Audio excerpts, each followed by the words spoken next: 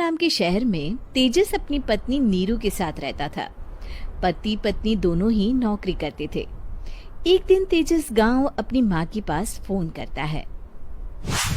Hello, प्रणाम माँ। जीते रहो माँ, तुम दादी बनने वाली हो हैं?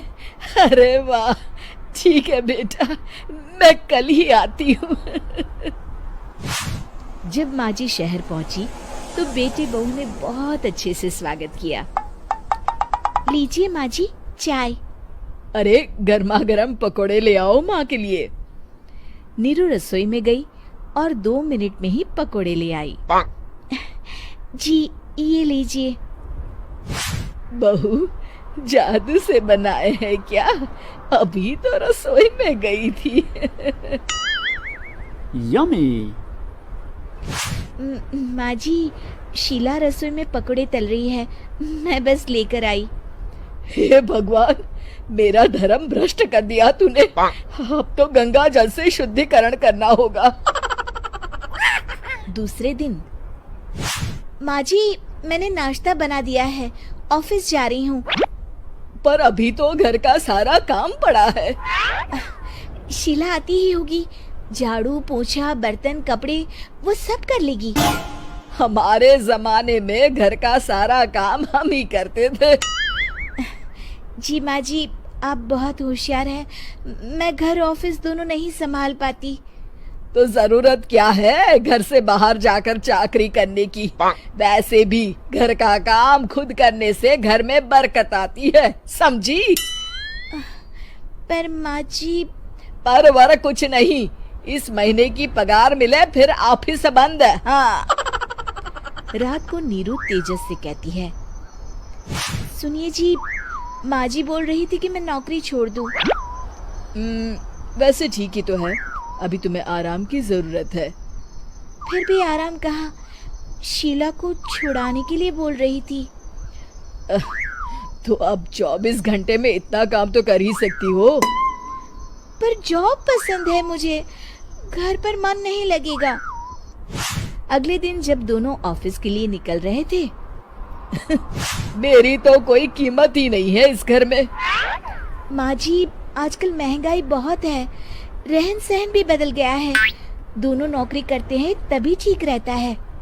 अच्छा, तू कहना क्या चाहती है? मेरा बेटा तुझे बिठा के खिला नहीं सकता? तू ही इस घर का खर्च चला रही है, हैं? नहीं माँ जी, मेरा वो मतलब नहीं था। मतलब खूब समझती हूँ, ये बाल धूप में सफेद नहीं किए मैंने। हाँ। अब तो ये रोज का काम हो गया था। तेजस भी रोज की झिकझिक से परेशान हो गया था। एक दिन उसने कहा, नीरू, वैसे भी तुम्हें मैटरनिटी लीव मिलने वाली है, तो अभी से ही छुट्टी ले लो। पर क्या, मेरी सैलरी अच्छी खासी है। आखिर नीरू ने रिजाइन कर दिया। जब बच्चा हुआ तो घर में सब बहुत खुश हुए। कुछ दिनों बाद तेजस फाइल देख रहा था। क्या हुआ तेजस, कुछ परेशान लग रहे हो?